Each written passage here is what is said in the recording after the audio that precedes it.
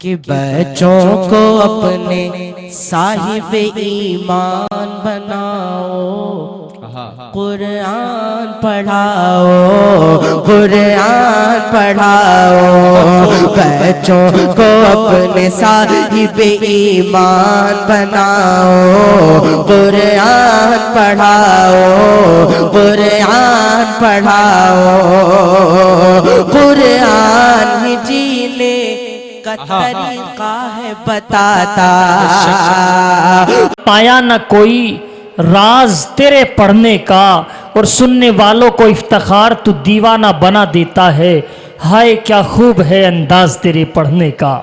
حضرات سامعین، اب آپ ذرا سنبھل کر کے بیٹھیے، کیونکہ اب میں اس شخصیت کو بلانے کی جسارت کر رہا ہوں جس کے بارے میں ایک بار پھر کہتا چلوں کہ سنبھل کر بیٹھ جاؤ حسن لیلا دیکھنے والوں، تماشا خود نہ بن جانا تماشا دیکھنے والوں۔ اپنے انہی پرانے تیور میں آ کر کے میں دعوت دوں تو یوں کہوں گا کہ وہ خطیب کہ جو ایوان باطل میں زلزلہ پیدا کر دیتا ہے اور اینٹ کا جواب پتھر سے نہیں اخلاق سے دیتا ہے، قرآن اور حدیث کی روشنی میں دیتا ہے، میں انتہائی ادب کے ساتھ میں گزارش گزار ہوں اور منبر نور پر تشریف لانے کے لیے آواز دے رہا ہوں، اپنے کرم فرما ہم سب کے مہمان حضرت اقدس حضرت مولانا محمد سالم صاحب ندوی نامت برکاتہم العالیہ، انتہائی ادب کے ساتھ میں گزارش کر رہا ہوں اور استقبال کرتا ہوں کچھ اس انداز میں کہ ملت کا لے کے درد وفادار آ گئے، ملت کا لے کے درد وفادار آ گئے، اشرف جناب صاحب کردار آ گئے، اور ہر شخص کی نگاہ کا اظہار ہے یہی تھا جس کا انتظار وہ سالار آ گئے۔ ہم سب کے روبرو حضرت مولانا محمد سالم صاحب ندوی دامت برکاتہم العالیہ۔ بھائی ایک گزارش میں ایک بار آخر میں کر دوں، آپ برا نہ مانیں، آپ کے بسم اللہ الرحمن الرحیم الحمد للہ رب العالمین والعاقبۃ للمتقین والصلاة والسلام علی اشرف الانبیاء والمرسلین محمد ابن عبد اللہ الامین محمد وآلہ وصحبہ اجمعین ومن تبعهم بإحسان ودعا بدعوتهم واستنى بسنتهم واقتفى بآثارهم إلى يوم الدين، أما بعد، أعوذ بالله من الشيطان الرجيم، بسم الله الرحمن الرحيم، يا أيها الناس إنا خلقناكم من ذكر وأنثى وجعلناكم شعوبا وقبائل لتعارفوا ان اکرمکم عند اللہ اتقاکم، صدق اللہ العظیم۔ وقال النبی صلی اللہ علیہ وسلم المسلم من سلم المسلمون من لسانه ويده، او کما قال علیہ الصلاة والسلام۔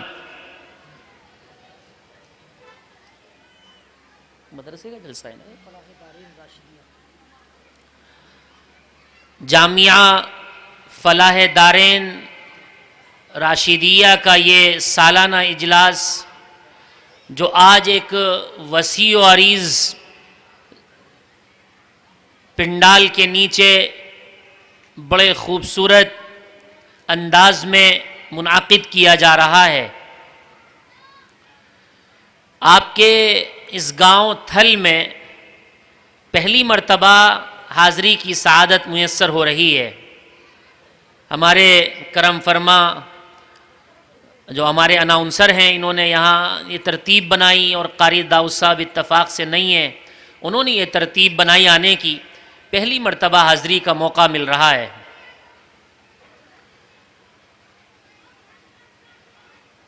آج کا یہ اجلاس اگر یوں کہا جائے کہ ایک اجلاس نہیں بلکہ آج کے اس اجلاس کا عنوان ایک تحریک رکھا جائے، یعنی تعلیمی بیداری کی ایک تحریک اس تھل گاؤں کے اس جامعہ فلاح دارین سے شروع کی جائے تاکہ آس پاس کے اطراف، اکناف، دیہات، قصبات تک یہ تحریک گھر گھر نہیں فرد فرد کام کرے، تو پھر سمجھا جائے گا کہ اجلاس اپنے مقصد میں کامیاب ہو گیا ہے۔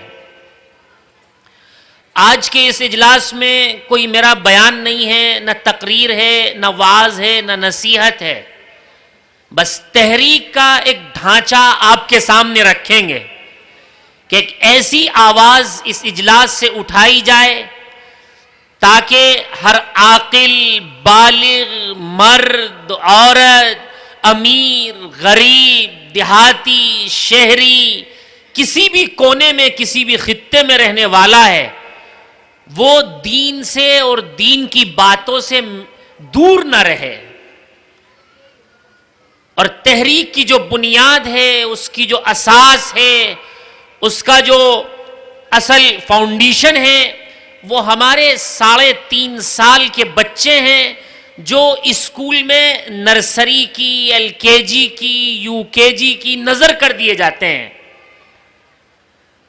حقیقت یہ ہے کہ آج کا جو دور ہے اس کا رونا تو کم رویا جائے، لیکن مسلمانوں کی جو بے دینی ہے، بددینی ہے، لادینی ہے، اور یہ اظہار ہی نہیں بلکہ اس پر ان کو اصرار ہے اپنی شادیوں میں، اپنی منگنیوں میں، اور اپنے قہوہ خانوں میں، اپنی محفلوں میں، اور اپنے پروگراموں میں، اور اپنے اختلافات میں، وہ آپ کے سامنے ہیں۔ آج بڑے بڑے جلسے آپ کر لیجئے، بڑے بڑے علماء کو مدعو کر دیجئے، جب تک کہ ایک فرد خود یہ طے نہیں کرے گا کہ مجھے ایک انقلاب برپا کرنا ہے، تو اس وقت تک کوئی کام نہیں ہو سکتا۔ میری جو بات ہے اس بات کا ایک مشن ہے، اور مشن یہ ہے کہ اگر 100% لوگ آپ کے اس مدرسہ فلاح دارین کے ارد گرد رہ رہے ہیں تو اس میں سے 95% جو بچے ہیں وہ اسکول جاتے ہیں، اور اسکول وہ جاتے ہیں اور اسکول میں پڑھتے ہیں، اور اسلام یا اسلام کے ماننے والے اور پھیلانے والے اسکول کی تعلیم کے منکر نہیں ہیں، وہ تو خود مدعی ہیں، لیکن اس بات کے ضرور وہ متقاضی ہیں کہ سب سے پہلے اپنے بچوں کو دیندار بنایا جائے۔ ہر دادا کی کوشش اپنے پوتے کے لیے، اور ہر باپ کی کوشش اپنے بیٹے کے لیے، ہر چاچا کی کوشش اپنے بھتیجے کے لیے، ہر بھائی کی کوشش اپنے بھائی کے لیے یہ ہے کہ کسی طریقے سے اس کی دنیا اچھی گزر جائے، اس کے کپڑے اچھے ہوں، اس کی شادی اچھی ہو، اس کا مکان اچھا ہو، اس کی دکان اچھی ہو، اس کا کھانا اچھا ہو، اس کی رشتہ داری اچھی ہو، اور لوگ اس کو جانتے ہوں، وہ چاہے کچھ بھی اس کے لیے کرنا پڑے، اس کے لیے سب کی کوششیں ہیں۔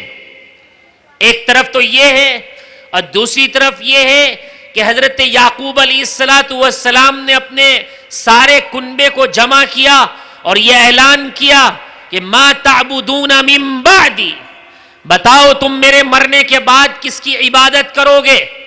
ایک طرف تو یہ ہے کہ ہمارے بڑے بوڑھے، ہمارے گھر کے معزز مکرم لوگ خاندان کو، بچوں کو جمع کرتے ہیں اور کہتے ہیں کہ میرا وقت اخیر ہے، یہ جائیداد، یہ کھیت کھلیان، یہ مکانات، یہ دکان، یہ تجارت، دیکھو اختلاف مت کرنا، اس کو صحیح صحیح تقسیم کر لینا۔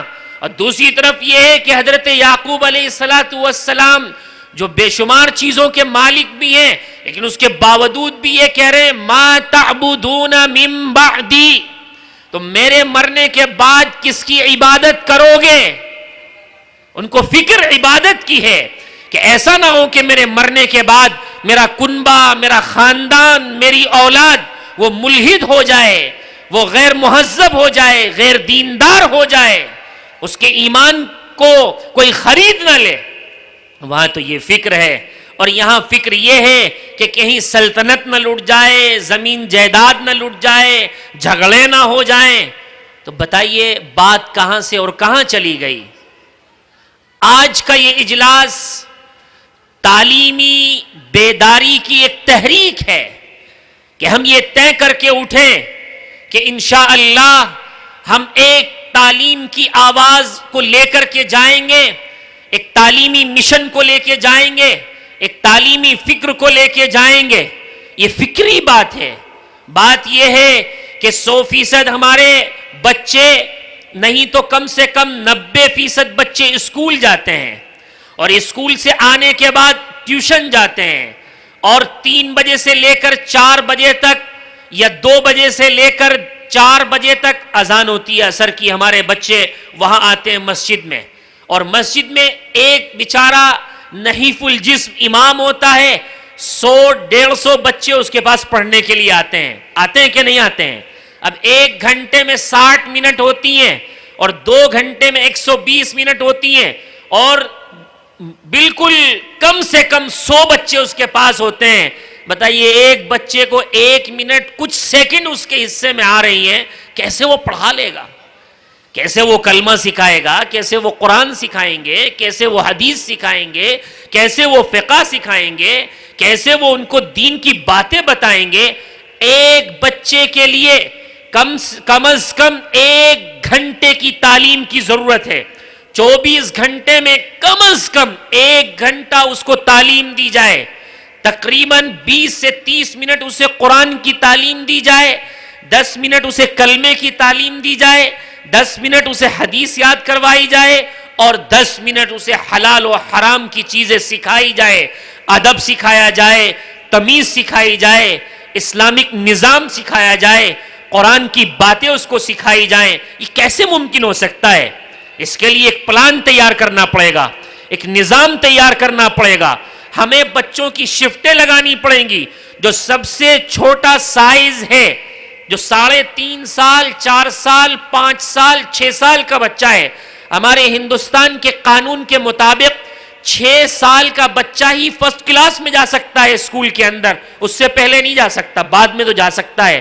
تو لے کر 3.5 سال سے 6 سال کے بچے پہلے مسجد پڑھنے کے لیے آئیں، اور ایک استاذ کے پاس 1 گھنٹے میں صرف 20 بچے پڑھیں، صرف 20 بچے. اور کیسے پڑھیں گے کہ 7 بچوں کو ادھر بٹھایا جائے اور 7 بچوں کو ادھر بٹھایا جائے، اور 6 بچوں کو سامنے بٹھایا جائے، اور 2 میٹر خود پیچھے بیٹھے. پھر استاذ 20 کے 20 بچوں کو قرآن کا ایک سبق 20 منٹ تک پڑھائیں گے. کچھ سورت سنیں گے، کچھ پیچھے سے سنیں گے، کچھ آگے سے سنیں گے، کوئی سورت ان کو میمورائز کرائیں گے، حفظ کرائیں گے، کسی چیز کا اعادہ کرائیں گے، سارے بچوں کو ایک ساتھ کلمہ یاد کرائیں گے. تو ہفتے میں ایک کلمہ، ایک حدیث، ایک دین کی بات، ایک سیرت کا کوئی سوال، اس کا جواب. اس طریقے سے بچوں کی شخصیت سازی ہوگی، اس طریقے سے انسانیت کی تعمیر مرتب ہوگی. لیکن ظاہر سی بات ہے کہ ہماری مسجد کے اطراف میں بچوں کی تعداد تو 300، 400، 500 ہے. اگر ہم ایسے شفٹیں لگائیں گے تو امام تو بے ہوش ہو جائے گا بیچارہ، وہ کہاں تک چلے گا. لہذا شفٹیں ایسے لگانی ہیں کہ 1 گھنٹے کی ایک شفٹ جو سب سے چھوٹا سائز ہے، اور رات کے 10 بجے تک یہ عمل کرنا ہے. اس کے بعد دوسری والی، تیسری والی، چوتھی والی، 5ویں والی. اب ظاہر سی بات ہے اگر 5 شفٹیں امام صاحب نے لگا دی تو 5 گھنٹے ہو گئے. اب امام صاحب کی تنخواہ تو بڑی معمولی سی ہے، وہ اپنا سر کیوں کھپائیں گے؟ ابھی ایک جلسے میں ہم نے یہ بات کہی تو ایک بوڑھے نے کھڑے ہو کہا حضرت وہ تو بے ہوش ہو کے گر جائیں گے. تو ہم نے کہا ہوش کی ٹیبلٹ ہمارے پاس میں ہے، ایک بچے کی فیس 500 روپے رکھو، امام صاحب فوراً ہوش میں آ جائیں گے. آپ اسکول میں بڑی خطیر رقمیں دیتے ہیں، اور وہاں کم سے کم اچھے برانڈ جو اسکول ہیں، بہت اچھے نہیں، میڈیم کلاس کے، جو نرسری کی فیس ہے 1700 روپے ہے، بس ٹرانسپورٹ 500-700 روپے. وہ یعنی اگر آپ کسی انگلش میڈیم اسکول میں کسی اپنے بچے کو پڑھاتے ہیں تو 100 روپے روز ایک بچے کا خرچ ہے، چاہے جیسے جوڑ لیجئے. روز اس کو پینسل چاہیے، 10 روپے جاتے ہوئے چاہیے، 10 روپے آتے ہوئے چاہیے، 10 روپے اس کے مینٹیننس کے لیے چاہیے، اس کی کتاب ہے، اس کی بک ہے، پینسل ہے، اس کا ڈریس ہے اور دیگر اس کی اور ضروریات ہیں، تو 100 روپے روز کا خرچ ہے، 3000 روپے مہینہ. اور ہم بات یہ کرتے ہیں آ کے امام صاحب سے کہ بچوں کو دین سکھانے کی بڑی فکر ہے. ہم نے جلسے میں سنا اپنے بچوں کو دیندار بنائیے. ہم نے سنا حضرت یعقوب نے دیندار ہونے کی نصیحت کی. ہمارے بچے کیسے دیندار بنیں گے؟ اور حالت یہ ہے کہ باپ کا رشتہ بیٹے سے اور بیٹے کا رشتہ باپ سے بہت خراب ہو گیا ہے. اور اس کی بنیادی وجہ یہ ہے کہ ہماری مساجد میں، ہمارے علاقے میں، ہمارے محلے میں، ہمارے گاؤں میں منظم مکاتب کا انتظام نہیں ہے. اگر منظم مکتب کا نظام ہوتا تو یہ بے دینی، یہ بے پردگی، یہ بے راہ روی، یہ علماء کی توہین، یہ بڑوں کی بے ادبی، یہ والدین کا اکرام نہ کرنا، یہ پیدا ہی نہیں ہو سکتا تھا.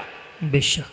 حضرت مولانا علی میاں رحمت اللہ علیہ سے کسی نے سوال کیا اور کاروان زندگی میں مولانا نے بتفصیل لکھا ہے کہ لوگوں اگر یہ چاہتے ہو کہ امت مسلمہ بحال ہو جائے تو میری 2 باتوں کو پلے گرا باندھ لو، میری 2 باتوں کو کان کھول کے نہیں دل کھول کے سن لو. یہ امت اس وقت تک فلاح اور بہبود کی منازل کو طے نہیں کر سکتی. اس امت کی جہالت، اس امت کی بے دینی، اس امت کی بے غیرتی، اس امت کا بے دین ہونا اس وقت تک ختم نہیں ہو سکتا جب تک کہ ہر گھر کے، ہر محلے کے بڑے گھر میں منظم مکتب کا انتظام نہ کر دیا جائے. نمبر 1، جگہ جگہ محلے محلے گھر گھر مکتب قائم کر دیے جائیں. اور دوسرا فرمایا کہ اگر یہ امت 100% تہجد گزار، 100% نمازی، 100% حاجی، 100% سنن و نوافل کی پابند ہو جائے، لیکن اگر اس کے سیاسی شعور کو بیدار نہیں کیا تو یہ امت کامیاب نہیں ہو سکتی ہے. 2 چیزیں بڑی اہم ہیں. ایک تو سیاسی شعور کا بیدار ہونا، اور سیاست کا مطلب کیا ہے؟ اچھا انتظام، اچھا انصرام، اچھا مینجمنٹ، اچھی طریقے سے اپنے گھر کو چلانا، بچوں کو چلانا، بہوؤں کو چلانا، نکاح اور شادیوں کا انتظام، مکتب کا انتظام، تعلیم کا انتظام. اور اگر وقت آ بھی جائے بعینہ سیاست کا تو اس میں بھی ہمیں کہاں جانا ہے، کس طرف لوگوں کی تشکیل کرنی ہے، ہمارے لیے کون نافع ہے، ہمارے لیے کون ضار ہے، ہمیں کون فائدہ پہنچائے گا، اس بنا پر دین کو کس سے فائدہ پہنچے گا اور کس سے نقصان پہنچے گا، یہ شعور بیدار ہونا امت کا بہت ضروری ہے. آج کے اس دور میں جو سب سے زیادہ نقصان پہنچائے وہ اس بات سے نقصان پہنچائے کہ لوگوں نے قرآن کو پڑھا ضرور ہے، قرآن کو پڑھا ضرور ہے لیکن قرآن کو سمجھا نہیں ہے. اور یہ قرآن جو اللہ تعالیٰ نے عطا کی ہے کتاب، یہ کتاب بس یوں ہی نہیں ہے کہ 20 رکعت تراویح میں سے پڑھ لیا جائے اور 1 آدھ پارہ روز پڑھ لیا جائے، یا کسی بچی کی شادی ہوئی اس میں پڑھ لیا، یا کوئی مکان نیا لیا، کاروبار شروع کیا، اس کے تبرکات حاصل کر لیے گئے، کوئی مر گیا تو اسے بخشوانے کے لیے اس کو ایصال ثواب پہنچا دیا گیا اور سمجھا کہ قرآن کا حق ادا ہو گیا اور ہم نے تو قرآن کو سمجھ لیا. قرآن کو سمجھنے کے لیے قرآن نے خود اس کے اصول بیان کیے. اللہ تعالیٰ نے پہلی سورت کے بعد دوسری سورت سورہ بقرہ میں ارشاد فرمایا الف لام میم ذالک الکتاب لا ریب فیہ ہدی للمتقین الذین یؤمنون بالغیب وَيُقِيمُونَ الصَّلَاةَ وَمِمَّا رَزَقْنَاهُمْ يُنْفِقُونَ. فرمایا الف لام میم ذَلِكَ الْكِتَابُ لَا رَيْبَ فِيهِ، یہ وہ کتاب ہے جس میں شک کی کوئی گنجائش نہیں. اے لوگو، جب کوئی دین کا جاننے والا، جب دین کو سمجھنے والا، قرآن کا فہم رکھنے والا، عالم ہو یا غیر عالم، اگر تم سے وہ قرآن کے حوالے کی کوئی بات کر رہا ہے تو تم یہ مت کہا کرو کہ یہ بات ہمیں سمجھ میں نہیں آتی ہے اور تم تو بس ایسی ہی بات بتاتے پھرتے ہو. اگر کوئی قرآن کے بتائی ہوئی بات کا اس طریقے سے انکار کرتا ہے تو وہ قرآن کا منکر ہے, وہ قرآن کا منکر ہے. اس کی نسلوں میں قرآن فائدہ نہیں پہنچا سکتا, اس کی نسلیں قرآن پہ نہیں آ سکتی جب تک کہ وہ علماء کا اکرام نہیں کرے گا. اور یہ آپ سمجھتے ہیں کہ قرآن بس ایسی کتاب ہے کہ وہ یوں ہی پڑھنے سے زندگی میں آ جائے گی؟ اللہ تعالیٰ نے پوری باؤنڈیشن لگا دی ہے, اس کے 4 مراحل ہیں. جب تک کہ وہ 4 چیزیں کسی انسان میں, اس کی رگو پے میں, اس کی خون میں, اس کی عادت میں, اس کی زندگی میں, اس کے خاندان میں, اس کی اولادوں میں, اس کی نسلوں میں یہ سرایت نہیں کرے گی, اس وقت تک وہ قرآن کو نہیں سمجھ سکتا. ذالک الکتاب لا ریب فیہ, قرآن کی ایک ایک بات, قرآن کا ایک ایک حرف, قرآن کی ایک ایک آیت, قرآن کا ایک ایک پیغام, قرآن کا ایک ایک دستور, قرآن کا بتایا ہوا ایک ایک قانون, قرآن کی بتائی ہوئی زندگی, قرآن کی قرآن کے بتائے ہوئے ملفوظات سب بالکل برحق ہیں. سمجھ میں آئے یا نہ آئے, عقل تسلیم کرے یا نہ کرے, اس کو ماننا ہے. حالت یسر میں بھی ماننا ہے اور حالت عسر میں بھی ماننا ہے.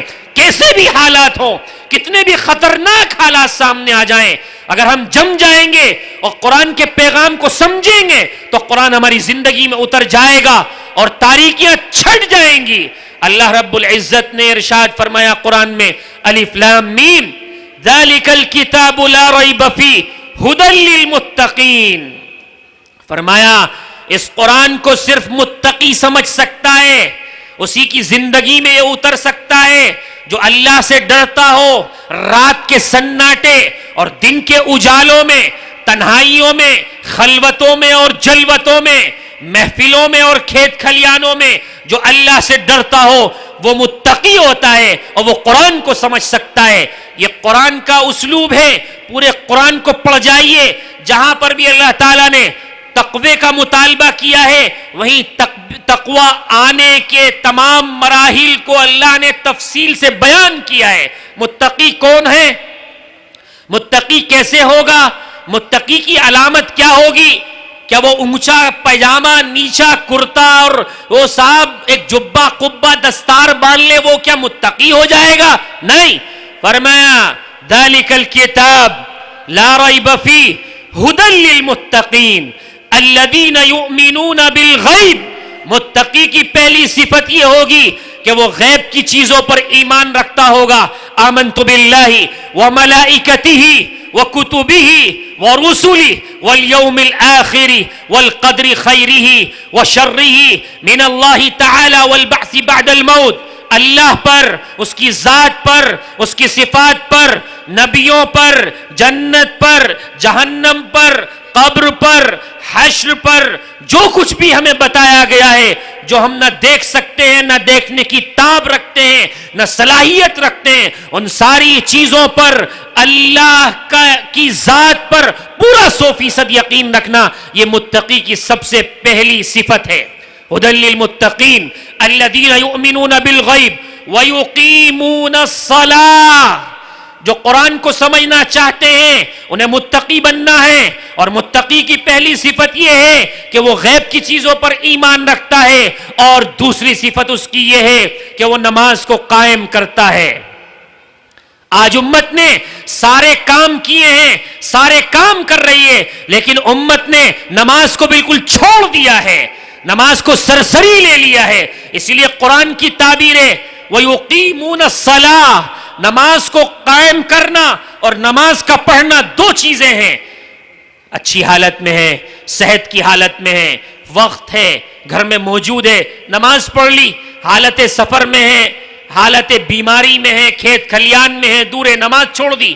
حالانکہ قرآن فرمائے وَيُقِيمُونَ الصَّلَاةَ, نماز کو قائم کیا جائے. چاہے کسی بھی حال میں انسان بیماری میں ہے, آزاری میں ہے, ہاسپٹل میں ہے, پلین میں ہے, ٹرین میں ہے, سائیکل پہ ہے، کھیت میں ہے، رات میں ہے، دن میں ہے، جلوت میں ہے، خلوت میں ہے، نماز کو ہر حال میں قائم کیا جائے.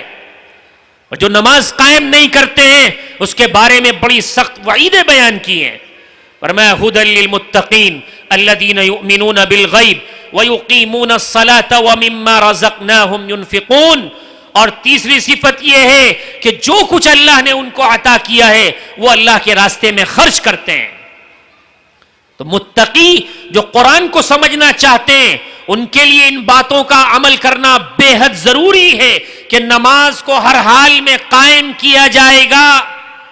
جو لوگ نماز نہیں قائم کرتے یا قائم تو کرتے ہیں لیکن وہ پڑھتے ہیں صرف جمعے کی اور فجر پڑھتے ہیں ظہر میں اور عشاء گول کر دیتے ہیں، حقے کی چوکڑیوں میں نمازوں کو ضائع کر دیا جاتا ہے اور باتوں میں اور مجلسوں میں اور میلے ٹھیلوں میں نماز کو ضائع کر دیتے ہیں اور پڑھ لی تو پڑھ لی، یاد آئی تو کچھ قضا پڑھ لی. ایسے لوگوں کے بارے میں اللہ رب العزت کا ارشاد ہے ان المنافقین یخادعون اللہ وهو خادعهم واذا قاموا الى الصلاة قاموا كسالى يراؤون الناس ولا يذكرون الله الا قليلا. فرمایا وہ منافق ہیں جو لوگ نمازوں کو ضائع کرتے ہیں، نمازوں کو دھڑیلے سے چھوڑتے ہیں، حقے کے چکر میں، بیڑی کے چکر میں، شادیوں کے چکر میں، اور جن کی شادیاں پیلس میں ہوتی ہیں، میرج ہال میں ہوتی ہیں، لگتا ہے کہ انہیں تو آج کے دن اللہ کی طرف سے نماز کو معاف کر دیا گیا ہے. وہ نماز بالکل نہیں پڑھتے، سفر میں نماز نہیں پڑھتے، حضر میں نماز وقت ملتا ہے تو پڑھ لیتے ہیں، اس میں بھی اگر سو گئے تو اس کو قضا کر دیتے ہیں، چھوڑ دیتے ہیں. اللہ تعالیٰ کی بڑی سخت وعید ہے ان المنافقین. یہ لوگ وہ ہیں جن کی زبان پہ اسلام کے کھوکھلے ڈھبے ہیں، جن کے زبان پر اسلام کے کھوکھلے ڈبے ہیں، صرف وہ زبان پہ اسلام کا نام لیتے ہیں، ان کے دل میں عناد ہے، کفر ہے، شرک ہے، اللہ کی بغاوت ہے، قرآن کی بغاوت ہے، نبی کی بغاوت ہے، اسلام میں ان کی کوئی حصے داری نہیں. کیا وہ نماز پڑھتے ہیں؟ کیا وہ روزہ رکھتے ہیں؟ قرآن کہہ رہا ہاں یہی ہے وہ منافق. یہ دل کے اندھے، عقل کے کوڑے، یہ کان ہوتے ہوئے ان کی کانوں میں اذان کی سنائی دیتی ہے لیکن یہ بہرے ہو جاتے ہیں، گونگے ہو جاتے ہیں. ان کے دل میں عناد ہے، اللہ سے بغاوت ہے، یہ نماز نہیں پڑھتے ہیں. فرمایا ان المنافقین یخادعون اللہ وهو خادعهم واذا قاموا الى الصلاة قاموا كسالى. فرمایا یہ وہ لوگ ہیں جو نماز چھوڑتے ہیں اور کبھی کبھی پڑھتے ہیں پر لچر پچر، بعد میں آئے پہلے بھاگ گئے، ٹوپی نکالی جیب سے، نکلنے سے پہلے جیب میں واپس. ان کی نماز ایسے ہوتی ہے جیسے کبڈی، جیسے اٹھک بیٹھک، یہ احسان اتارنے آتے ہیں. قاموا کسالا، نہایت سست، بیکار، بددلی سے یہ نماز پڑھتے ہیں. یراؤون الناس، یہ نماز کیوں پڑھتے ہیں؟ تاکہ لوگ دیکھ لیں یہ نماز پڑھ رہے ہیں. یہ دکھاوے کی نماز ہے، یہ ریاکاری کی نماز ہے. اگر تم سچے نمازی ہوتے اور پکے نمازی ہوتے تو فجر میں 4 آدمی صف میں نہ ہوتے اور تم اپنی فجر ظہر میں نہ پڑھ رہے ہوتے، تم شادیوں میں نمازوں کو برباد نہ کر رہے ہوتے، تمہارے چہروں پر داڑیاں ہوتی، تمہارے نوجوان اذان سے پہلے مسجدوں میں ہوتے. یراؤون الناس ولا یذکرون اللہ الا قلیلا. اور یہ تسبیحاں گھونٹتے ہیں لوگوں کو دکھانے کے لیے، لمبی لمبی تسبیحاں، تاکہ لوگ انہیں سمجھیں کہ یہ دیندار ہیں، یہ نمازی ہیں، لیکن ان کے کھوکھلے ڈبوں کی طرح ہیں. یہ ایسے ہی ہے جیسے چائے کا خالی کلہڑ ان کے ہاتھ میں دے دیا جائے، یہ ایسے ہی جیسے ان کے کرتے کی آستین کاٹ دی جائے، دین میں اس کا کوئی حصہ نہیں. من ترک الصلاة متعمدا فقد کفر. جس نے نماز کو جان بوجھ کر چھوڑا اس نے اللہ سے بغاوت کی، اللہ سے بغاوت کی. وہ اللہ کا باغی، فرشتوں کا منکر، ایمان کا منکر، اسلام کا منکر ہے. اور جو آیت میں نے سب سے پہلے تلاوت کی وہ ہمارے خاص طور سے شہروں سے زیادہ دیہاتوں میں مرض پایا جاتا ہے. یا ایھا الناس انا خلقناکم من ذکر وانثى وجعلناکم شعوبا وقبائل لتعارفوا ان اکرمکم عند اللہ اتقاکم. اے لوگو، اے پوری دنیا میں بسنے والے انسانوں، تم ایک آدم کی اولاد ہو. تمہارے جد امجد حضرت آدم ہے اور تمہاری ماں حوا ہے. تمہیں ایک لوتھڑے سے پیدا کیا گیا ہے. تم سب ایک ہو. تمہاری شریعت ایک ہے. تمہارا قرآن ایک ہے. تمہارا نبی ایک ہے. تمہارا اللہ ایک ہے. لیکن کچھ لوگوں نے ایسا ناسور پیدا کر دیا ہے، ایسا معاشرے میں کینسر کا مرض پیدا کر دیا ہے کہ لوگوں کو قوموں میں بانٹ دیا ہے. ملت اسلامیہ کو قوموں میں بانٹ دیا ہے. مسجدوں کو قوموں میں بانٹ دیا ہے. مکتبوں کو قوموں میں بانٹ دیا ہے. مولویوں کو قوموں میں بانٹ دیا ہے. مدرسوں کو قوموں میں بانٹ دیا ہے. کون ہے وہ وقت کا ملعون؟ کون ہے وہ کینسر کا مرض پھیلانے والا جو یہ کہتا ہے یہ فلاں برادری کا مدرسہ، یہ فلاں برادری کی مسجد، یہ فلاں برادری کا مولوی؟ یہ وہ خراب سنڈاس کے الفاظ ہیں، یہ وہ سنڈاس کا سڑا ہوا پانی ہے. ہم ایسے الفاظوں کو، ایسی تہذیب کو، ایسے لوگوں کے کلچر کو اپنی جوتیوں کے نیچے رونتے ہیں جو ہمارے مدرسوں کو بانٹ دے، ہمارے علماء کو بانٹ دے، ہماری مسجدوں کو بانٹ دے. اللہ فرما رہے ہیں یا ایھا الناس انا خلقناکم من ذکر وانثى وجعلناکم شعوبا وقبائل لتعارفوا ان اکرمکم عند اللہ اتقاکم. یہ قومیں، یہ برادریاں، ان کی حیثیت صرف انٹروڈکشن سے زیادہ کچھ نہیں ہے، صرف تعارف کے لیے ہیں. اگر کوئی یہ بات کرتا ہے کہ یہ فلاں برادری والے ہیں، یہ فلاں برادری کے مسلمان ہیں، تو یہ بہت غلیظ الفاظ ہیں، یہ بہت گندے الفاظ ہیں. ان الفاظ سے پرہیز کیا جائے. اگر یہ پرہیز کیا جاتا تو فلاح دارین کے اس اجلاس میں کیا تھل گاؤں کے اندر صرف اتنے ہی لوگ ہیں جتنے پنڈال میں موجود ہیں؟ اگر اس بات پہ پہلے سے عمل کیا جاتا کہ ہم سب ایک اللہ کی اولاد ہیں، ہم آدم کی اولاد ہیں، ہم ایک اللہ کے بندے ہیں، ایک نبی کے ماننے والے ہیں. ہمارا قرآن ہمیں سمجھاتا ہے کہ ان هذه امتکم امتا واحدہ، تم ایک امت ہو، تم ایک امت ہو. قرآن کہتا ہے واعتصموا بحبل اللہ، تم اللہ کی رسی کو مضبوطی سے پکڑ لو. ایک طرف رسی کو پکڑا فلاں برادری نے، ایک طرف فلاں برادری نے، ایک طرف فلاں چودھری نے، ایک طرف فلاں چودھری نے. امت کو تقسیم کر دیا گیا. ایک چھوٹے سے گاؤں میں، آپ کی گاؤں کا حال نہیں، سارے گاؤں کا یہ حال ہے، سارے شہروں کا یہ حال ہے کہ پورے کے پورے مسلمان قوموں میں بٹ گئے. اور ظلم اتنا ہوا کہ زندوں کو بھی بانٹ دیا گیا اور مرنے کے بعد بھی بانٹ دیا گیا. یہ فلاں کا قبرستان، یہ فلاں برادری کا قبرستان، یہ فلاں برادری کا قبرستان. کون کرتا ہے یہ باتیں؟ ہر دیندار، ہر سمجھدار، ہر نمازی، ہر حاجی، ہر عالم، ہر مولوی ہمارا مولوی ہے، ہمارے لوگ ہیں، ہماری مسجدیں ہیں. یہ سب باتیں ختم کی جائیں، بالائے طاق رکھ دی جائیں، جوتیوں کے نیچے رون دی جائیں. کیا اب ایسا کچھ نہیں ہوگا؟ سارے مدرسے ہمارے، سارے علماء ہمارے، ساری مساجد ہماری ہیں. لہذا بات تو شروع یہاں سے ہوئی تھی کہ تعلیم کی ایک تحریک چلانی ہے. یہ جو قوموں میں لوگ بٹ گئے، شادیوں میں بٹ گئے، بزنسوں میں بٹ گئے اور دیگر دینی عناوین پر بھی لوگوں کو بانٹ دیا گیا، یہ حال تو سیاسیوں کا ہوتا ہے. یہ فلاں کا پارٹی کا، یہ فلاں پارٹی کا، یہ فلاں پارٹی کا. یہاں تو اللہ تعالیٰ کہہ رہے ہیں کہ تم ایک امت ہو. اب اسے ایک امت کرنے کے لیے یہ جو بکھرا ہوا شیرازہ ہے، اس کو ایک جگہ جمع کرنے کے لیے قوم کے ننھے منھے بچوں کو یہ تعلیم دی جائے گی کہ تم ایک ہو. ان کے ذہنوں سے یہ خباثت نکالی جائے گی کہ تم سب ایک ہو. اس کے لیے دینی تعلیم کا انتظام کیا جائے گا.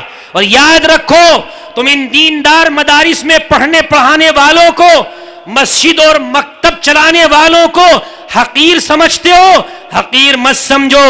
اللہ تعالیٰ نے سورہ رحمان میں ارشاد فرمایا الرحمن علم القرآن خلق الانسان علمہ البیان.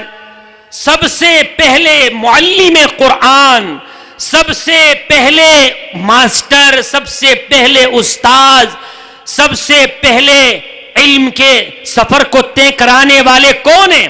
رحمان علم القرآن. وہ ہیں رحمان جنہوں نے قرآن کو سکھایا ہے. اور خلق الانسان علمہ البیان، یعنی تخلیق کائنات کا وجود ہی تفہیم قرآن کے لیے کیا گیا ہے.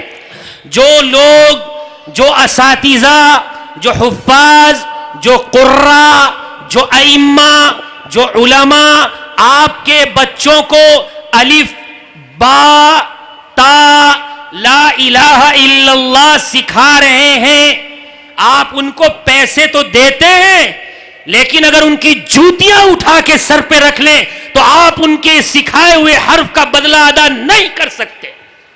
جائے کہ آپ انہیں ڈانٹیں، ان کی غلطی پر انہیں ڈپٹیں، ان کا احترام نہ کریں. یاد رکھو جو علماء کا احترام نہیں کرتا اس کی نسلوں میں ولی پیدا نہیں ہو سکتے، قرآن کے حاملین نہیں پیدا ہو سکتے. جو علماء سے محبت کرتے ہیں، جو ائمہ سے محبت کرتے ہیں، جو قرآن پڑھنے پڑھانے والوں سے محبت کرتے ہیں، چاہے اس کے بچے کتنے بھی غبی ہوں، کتنے بھی کن ذہن ہوں، انشاءاللہ وہ شارع قرآن ہوں گے، وہ عالم ربانی ہوں گے، وہ انشاءاللہ دیندار ہوں گے. اس کی نسلوں میں اللہ تعالیٰ مفسر قرآن اور محدثین عظام پیدا کریں گے. ضرورت اس بات کی ہے کہ سارا کا سارا مال اور ساری کی ساری جائیداد قرآن کی تفہیم کے لیے خرچ ہو جائے تو سودا بہت سستا ہے. اگر معاشرے میں کوئی آدمی بہت امیر ہے اور اس کی اولادوں کی زندگی میں قرآن نہیں، نماز نہیں، اس کی زندگی میں بڑوں کا اکرام نہیں، والدین کا احترام نہیں، سمجھو کہ وہ وقت کا سب سے بڑا فقیر ہے. اور اگر کوئی ٹھیلا چلانے والا، رکشہ چلانے والا، اس کے بچے نمازی ہیں، قرآن پڑھتے ہیں، کلمہ ہیں، والدین کا احترام کرتے ہیں، بڑوں کا اکرام کرتے ہیں، سمجھ لو وقت کا وہ سب سے بڑا امیر ہے. میں اپنی بات کو اس بات پر ختم کرتا ہوں کہ آپ آج اس تھل کی سرزمین اور جامعہ فلاح دارین کے اس اجلاس سے یہ طے کر کے جائیں کہ اب انشاءاللہ ہم ضرور بے ضرور منظم مکاتب کا انتظام کریں گے. ہم اپنے بچوں کو بھوکا رہنا منظور کر لیں گے، بغیر کپڑوں کے ننگے پہنانا منظور کر لیں گے، بغیر چھت کے چھپر میں سلانا منظور کر لیں گے، لیکن اپنے بچوں کو بغیر قرآن کے نہیں رہنے دیں گے، بغیر ایمان کے، بغیر قرآن کے، بغیر حدیث کے، بغیر نماز کے ان کو کھانے نہیں دیں گے. کیسا ہے وہ باپ جو اپنے بچوں کو بغیر نماز کے کھلاتا ہے؟ چاہیے اس کو کہ پہلے نماز پڑھوائے، ساری چیزوں کا حساب کتاب لیا جاتا ہے، لیکن نماز، روزہ، قرآن اور دینی تعلیم کا کوئی حساب نہیں لیتا ہے. اللہ تبارک و تعالی اس جلسے کو کامیاب فرمائے اور جو تحریک مکاتب وہ یہاں سے شروع ہو. میں یہاں کے جتنے بھی اسٹیج پر علماء، حفاظ، ائمہ اور بزرگان دین بیٹھے ان کی خدمت میں یہ درخواست لے کر حاضر ہوتا ہوں کہ آپ اس پورے علاقے کی فکر کریں اور گھر گھر اور فرد فرد یہ بات کو پہنچائیں کہ ہر مسجد میں اور محلے کے ہر بڑے گھر میں ایک منظم مکتب قائم کیا جائے گا تاکہ اسکول سے پڑھ کے آنے والے بچوں کا عقیدہ مضبوط کر دیا جائے، ان کو حدیث کی تعلیم دی جائے، انہیں کلمہ یاد کرایا جائے، انہیں قرآن کی تعلیم دی جائے تاکہ ہمارا معاشرہ اسلامی بن جائے، ایمانی بن جائے، ربانی بن جائے اور اللہ کے حضور ہمارے بچے اس حال میں حاضر ہوں کہ وہ صاحب قرآن اور صاحب ایمان ہوں. وآخر دعوانا ان الحمدللہ رب العالمین.